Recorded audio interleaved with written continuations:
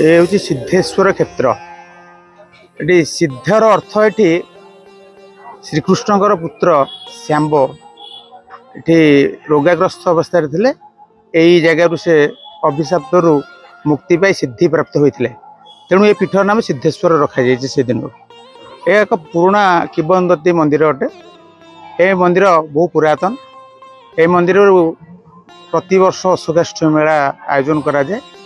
पाखापाखि ए अंचल 5000-10,000 लोकर आयोजन आसती अंचल को। ए सहित यही जो तीर्थ क्षेत्र को पदा राज्यर किसी लोक आसुँ। बैतरणी उत्तरमुखा होते उत्तर वाहिनी क्षेत्र बोली विदित अच्छी। तेणु पुराण वर्णित हिसाब से ये बहुत लोक अस्थि क्षेपण करने के आसती। तेणु अस्थि क्षेपण तीर्थ भाव में यही सिद्धेश्वर ओडिशा रे विख्यात लाभ अर्जन करछि। से उद्देश्य लोक पितृपुरुष को श्राद्ध दियंती। पितृपुरुष स्वर्ग प्राप्ति हे बोली से जो धारणा अच्छी से धारणा को लोक मान मध्य रही। तेणु ये आसती पिंडदान करने को। सिद्धेश्वर मंदिर सेवायक अशोकाष्टमी आज रसिका करी कहती। एठारे प्रद्युम्न तपस्या करी फल पाई। छड़ा ये बैतरणी नदी उत्तराभिमुखी। ये उत्तराभिमुखी पितृपिता मानकर जदि अस्थि विसर्जन करा जाए ताले से वैकुंठगामी हुंती।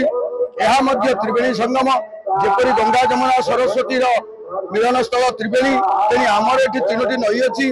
बैतरणी बेंगवती और गेंगुटी तार संगम स्थल। ये बैतरणी नदी उत्तराभिमुखी हो जाए। तेणु उत्तर वाहिनी तीर्थ अस्थीश्वर महादेव बहु आड़ू भारतर विभिन्न कोण अनुकूल छुटी आसती अस्थि विसर्जन करने बहु भक्त मान। आमर 8 दिन धरी चले। आज आरंभ 8 दिन पर चालू था 15 दिन धरी मेला चले।